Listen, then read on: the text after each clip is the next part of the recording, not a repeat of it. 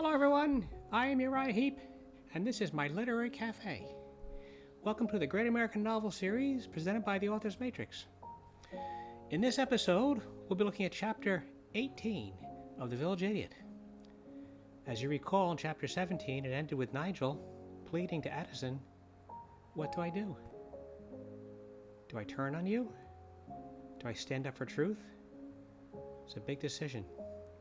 Well, there's quite a surprise coming in Chapter 18 because we leap very far into the future from Chapter 17. So, without any further ado, Chapter 18 of The Village Idiot. Take it away. Chapter 18. Professor Nigel Crumbly had entered his 32nd year when he became the youngest faculty member to have gained a chair at the prestigious University of London. When he arrived at the university after his doctoral studies at the University of Edinburgh, he was hailed as quite the rising star in the sciences. His meteoric rise to the chair of the science department was part genius and part good fortune on his part. The previous chair, Dr. Allenberg, had held the chair for the better part of half a century, but his health was failing rapidly due to the consumption of raw sewage over a lifetime. He had already outlived his contemporaries, and Nigel happened to have been brought onto the university faculty just a few short years before Dr. Allenberg's timely demise. Nigel had settled well in London. He brought his wife Fiona and their 2 daughters, under 6, to London from Scotland, where they met and married during his doctoral studies at Edinburgh. They had settled in a small flat only a stroll from the university, which gave Nigel a few quiet moments in the early chill of London each morning as he walked to work. During one of those early chilly mornings' walks to the university, Nigel's thoughts drifted back to the village of Crumbly and his father's passing. He recalled that early morning following his inability to find rest throughout the night, despite his best efforts, and the scene of his parents sitting at the breakfast table, seemingly oblivious to the drama he had been immersed in the previous day. He had not told his parents about his meeting with Addison, as he knew it would upset them. They had both implored him that evening to comply with his professor's instructions and save his academic career. "There is no future, Nigel," Jonah stated emphatically at their evening meal. "In chasing some wild fantasy about water, it will lead to nothing, and your academic career will be ruined. Wake up, son." At that time, Jonah had raised his voice, and Edith jumped in her chair. She had never seen her loving husband so upset. Nigel recalled how he had remained stone-faced amid his father, hurling invectives about Addison towards him. Jonah slammed his fist against the table more than once, and chunks of raw fecal matter attached to the meat Edith served flew off onto the floor, unnoticed by anyone save Nigel. "I have said my piece, Nigel," Jonah concluded his tirade. Upon conclusion, he began to choke on a large chunk of sewage-laden meat and attempted to cough, but no such cough could manage to get past the meat lodged in his throat. At first, Edith turned away, not wishing to see her husband so angry, but when she looked up and saw Jonah's face turn ashen grey as he failed to dislodge the obstruction, she screamed. Nigel awakened from his stupor, which he had sunk into as a means of protecting himself from his father's rage, looked up at his father. While his mother continued screaming, he leaped up, grabbed his father around his chest from behind, and tugged with all his might. He attempted to dislodge the offending meat 3, 4, and then 5 times, until finally he was successful. Jonah had fallen back in his chair, and the colour gradually resumed its normal shade as he gasped for air. By this time, Edith was at her husband's side, her screechings having abated, and he was hugging Jonah most forcefully, not out of fear, but out of gratitude. Nigel had returned to his seat and stared ahead. The momentary crisis with his father was just that. Momentary, or so he thought. The dilemma he faced was not changed. "Thank you, Nigel," Edith had said as she turned her affectionate gratitude towards her son. She knew her husband was in grave danger, and it was the swift actions of her son that likely saved his life, and her gratitude, rightfully, was enormous. She hugged Nigel with almost as much fervour as she had just hugged her husband. Edith felt that family harmony could be restored. It was if a crisis met and resolved would wash away a conflict that preceded it. But it would not. Nigel recalled that it was not just the piece of meat stuck in his father's throat that was the most pressing issue his father faced. The meat had found refuge in Jonah's throat because a tumour was blocking safe passage to his stomach and had grown large enough to provide total blockage once a piece of meat was swallowed whole. The diagnosis of the obstruction would follow just days later, and his father would last just another week or so before succumbing to it. At the time, Nigel could not help but blame the lifelong consumption of raw sewage, which he felt then was so unnatural to the human diet that it was the cause of the tumour. The doctor tending Jonah, of course, disagreed vehemently upon Nigel's bringing it up at his father's bedside, and an argument ensued. During that heated exchange with the doctor, his father passed away. There were no emotional farewells that evening. Jonah Crumbly passed on to the next life, as his son exchanged words with the attending physician. As Nigel reached the gate of the University of London, his recollection of his father's final days on Earth began to fade. He composed himself and walked resolutely across the campus to his office on the top floor of the science building, giving him an expansive view of the magnificent city of London, and settled in for a day's work. Dr. Crumbly, the title still seemed a bit odd to its owner, sat down at his desk for a moment before his secretary joined him, pressing him on his full slate of appointments scheduled for that morning. The life of a department chair at the most prestigious university in the United Kingdom, or how the current faculty deemed it, was a busy one that gratified Nigel. His absence of thought was a blessing for one who had lived the life he had, and it aided his ability to withstand and endure the daily rigours presented to him these days. After his secretary left the room, Nigel stared at the growing abscess on the back of his left hand. It troubled him, but no one else, as everyone suffered from such maladies. It was perfectly natural, and he was not one to question it in front of others. It has been a tumultuous dozen years since the fateful day of his father's passing. As he sat at his desk, staring at the city of London spread wide beneath him, he recalled that evening as the most horrible of his young life. He knew well that his father's constant contact with the raw sewage at his work, plus his consumption of it at every meal, led to his early demise. As the morning minutes passed, he recalled when he decided to acquiesce to the university and Professor Umph's demands and save his academic career. His face grew warm, and he felt ashamed. He had achieved much in his life thus far, but at what cost?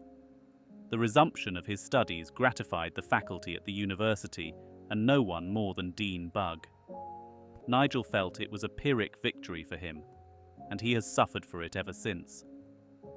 "Your father would have been so proud, Nigel," his mum said, as they laid Jonah to rest that rainy afternoon.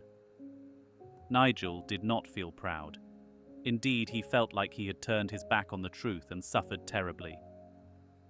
"The university will welcome you back with open arms," said Professor Umph as he read Nigel's confession aloud in his office. "This is a wonderful document," the professor continued, "and will do the university great good in the future. I assure you, Nigel, your redemption will be discussed for many years." That was a true statement by Professor Umph. The subsequent article published by Sir Jake Holzapfel in the Crumbly Village Times was a devastating testament to the conceit and fury of the press at that time. Sir Jake lauded his paper for finally putting to rest a nonsensical, pseudo-scientific idea that no one, he insisted, save a lunatic holed up in the Highlands, whom no one paid any attention to in the first place. Sir Jake relished the opportunity to disembowel the rival of his youth in front of all the land. One could almost see the utter contempt drip from Sir Jake's swollen, diseased lower lip as he read the article the morning it ran with his feet perched up on his desk.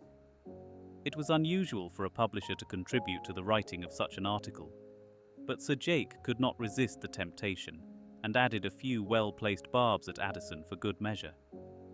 The day droned on, and Dr. Crumbly managed to maintain his physical presence, if not his mental one. The afternoon seemed particularly long and soporific to the professor as he meandered from one mind-numbing meeting to the next, feeling increasingly torpid with each successive one. Following this drudgery, at last, the afternoon welcomed tea time, and Nigel would have a few moments to himself, or at least, he thought.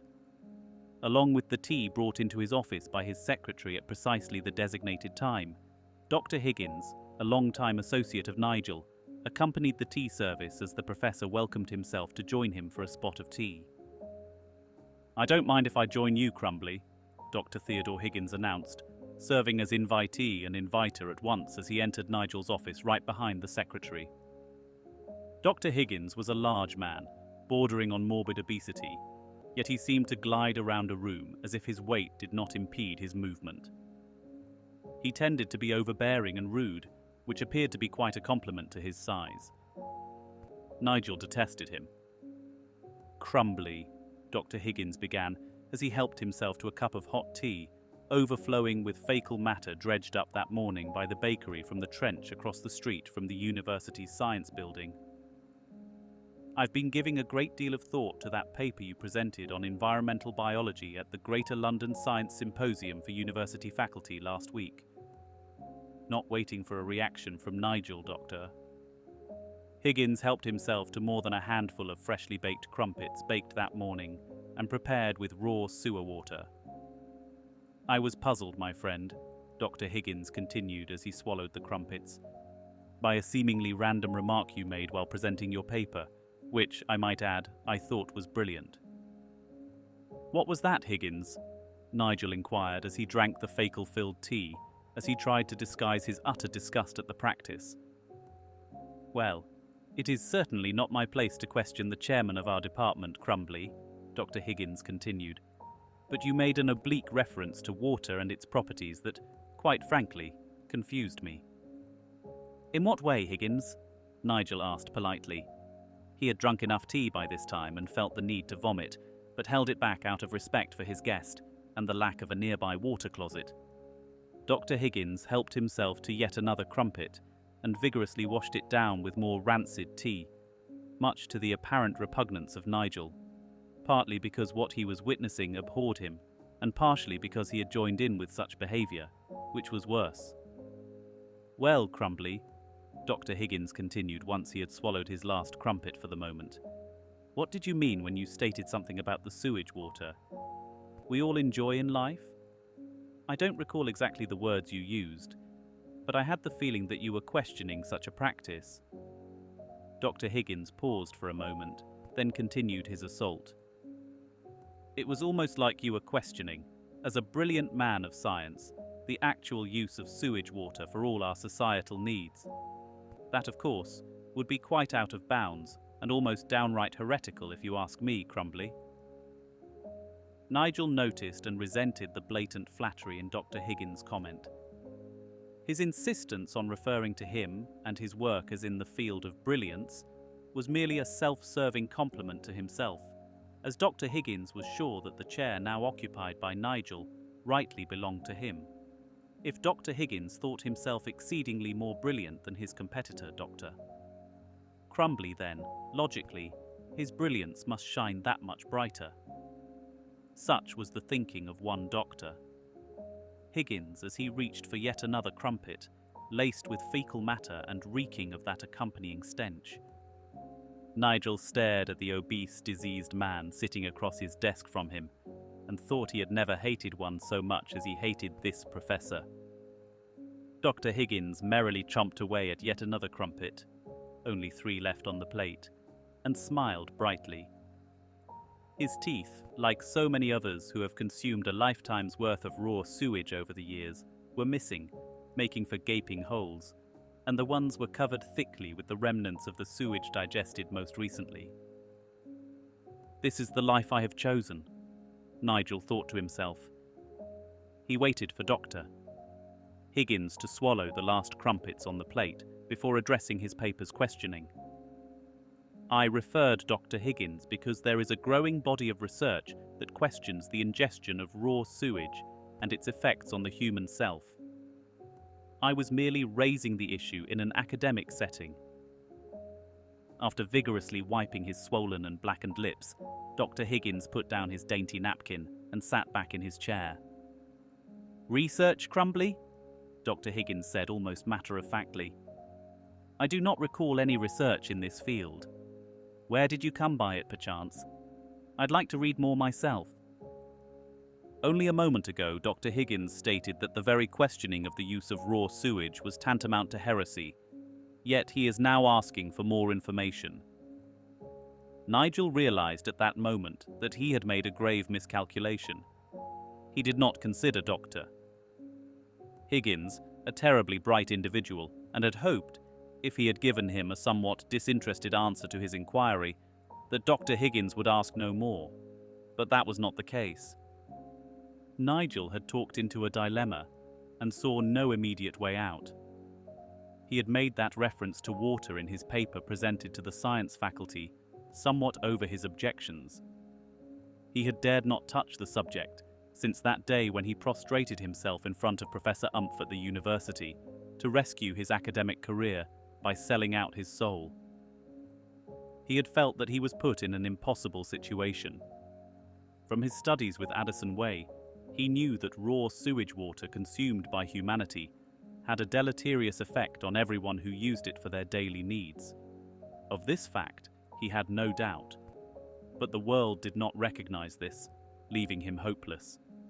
He felt he was forced to renounce what he knew to be valid to salvage his science career. Was it not worth it? He reasoned repeatedly as the years passed. After all, he told himself, he had achieved much in his career. He could complete his doctoral work and begin his academic career as planned. And now, he held the science chair at arguably the most crucial university in all the land. Dr. Higgins quietly awaited Nigel's answer to the question asked only moments ago. As Nigel sat across from his nemesis, and his thoughts wandered about the room, he could not find the words to speak. It was like aphasia had gripped him, and he felt helpless. "Crumbly," Dr. Higgins said. "Are you still with us?" Nigel stared out into space and did not hear Dr. Higgins' entreaty.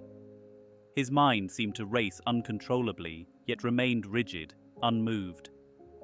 Finally, words managed to come to his mouth, and he replied to Dr. Higgins, excusing his rude behavior and asking that they meet another time as he was feeling quite ill. "Cheers, chap. I'll be off now," was Dr. Higgins's reply, although he was perceptibly miffed at Dr. Crumbly for this outright dismissal, which he wished to counter with his rudeness but held back.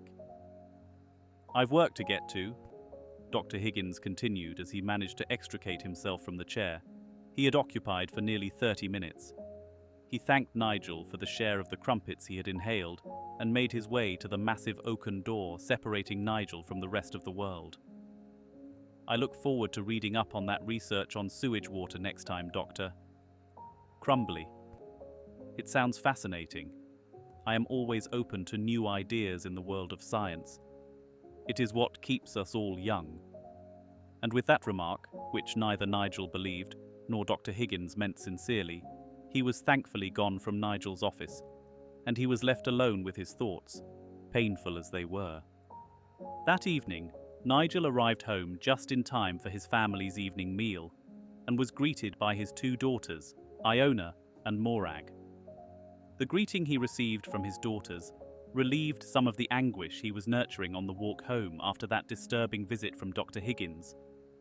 However momentary that relief turned out to be, it was a welcome respite, and Nigel smiled for the first time that day. "Welcome home, Nigel," was the greeting from Fiona as Nigel made his way to the kitchen, where his wife was busily preparing the evening meal. As Nigel entered the kitchen, he smelled the raw sewage bubbling in a steaming pot set on the stove, which shattered the initial pleasure he received upon greeting his two daughters at the front door. He stopped and stared at the pot, and his nausea returned. sending him to the water closet to relieve himself. When he returned to the kitchen and slumped down in his chair, his face ashen grey, Fiona turned to greet him again and was struck by the discoloration of his face. "Have a good vomit, dear?" Fiona asked in her charming Scottish accent, as she put down her spatula and sat next to Nigel, taking up his hand in hers. Nigel tried to smile, but his facial muscles did not cooperate, and he sighed. "Whatever is wrong, my dearest?" asked Fiona. Nigel had never told anyone, including the love of his life sitting beside him, of his interest in the nature of water, much less his public humiliation at the university during his undergraduate days at the Science Symposium. And most certainly, he had never broached a word about the time he spent with Addison Way, learning all about the properties of water. When Nigel and Fiona met at the University of Edinburgh, Nigel did wish to confide in his future bride all that he knew about water. Still, he feared she would think him a raving lunatic and be lost to him forever. So he embraced and nurtured his silence all these years. "Something is amiss, Nigel," Fiona said with much tenderness. She was a strong, resilient woman who had ideas and opinions of her own that defined her. Her nature never allowed her to be taken in by the falsity of others. She believed Nigel to be one of the finest people she had ever met, and deciding to spend all her days with him came quickly once he had agreed. "Can you speak, Nigel?" Fiona asked. What could Nigel say? He mused and asked himself how his wife might react if he told her he knew things that no one else in the world, throughout the entire history of civilization, save a select few, knew. How could he have such a conversation with Fiona, much less anyone, without sounding like a madman? Nigel smiled at his lovely bride and squeezed her hand tightly. "I'm just feeling unwell, my love. I will be fine." With that, Nigel rose from his chair to inspect the dinner Fiona was preparing for her family. The food in the pot looked appetizing, but the bubbling raw sewage in the other pot overwhelmed him with grief that he had not taken a more forceful stand against the university and the snobbishness that prevented them from seeing what was true about the nature of water. Nevertheless, Nigel consumed the meal prepared for their dinner and, as always, tried to limit the amount of raw sewage he would finish in the process. He would vomit as per custom after his meal, as would his wife and children. This was the life that everyone lived, and it was never questioned. As Nigel laid his head down that evening on his pillow next to his dear wife, he wondered how different his life and everyone's life would have been if Addison's work had been known and studied fairly among all the world's inhabitants. He could only sigh and drift off to sleep. In the following weeks, Nigel made it a point to avoid Dr. Higgins at all costs. Sometimes, it would take a devilish stratagem to avoid him, which Nigel employed with deft. There was the science faculty meeting he had to run, where Dr. Higgins always sat right up front to pepper Nigel with questions that brought little value to the meeting. Nigel made it a point to answer Dr. Higgins' questions directly and swiftly move on to another topic, often leaving his nemesis flustered and looking for more attention. "Just one more thing, Doctor." "Crumbly," Dr. Higgins said, as Nigel attempted unsuccessfully to exit the faculty hall before he could be accosted by him one last time. "I've been anxiously awaiting a moment to chat with you again, Crumbly. You had promised to share that research on sewage water, and I wanted to gain assurances from you that you have not forgotten our conversation." There was no genial way for Nigel to respond to a colleague that he detested as much as he did Dr. Higgins. The best he could do was to hide his scorn for him as much as possible, without irritating or encouraging him more than necessary to dismiss him successfully. "Yes, Doctor Higgins," Nigel said in response to his inquiry. "I do apologize, but the demands of my position have interfered with fulfilling my promise to you quickly and forthrightly. Please feel free to stop by my office again, and we can discuss this further, I assure you." Nigel had left this delaying tactic in his arsenal to deploy against Dr. Higgins. There was no way, Nigel reasoned, to permanently repel him. He would not be stopped, and Nigel had given up all hope regarding avoiding this unwanted conversation. So, Nigel is now a university professor, a grown man, and chair of the science department of the University of London. Well, now we know what happened years ago. He confessed. He turned on Addison Way, and he suffered for it ever since. Who among us would have been different had we been placed in that same situation? Well, that was chapter 18. Next time, on to chapter 19 of The Village Idiot by Dan Blanchfield. And we'll see you then. Until then, goodbye, good luck, and take care. Good night.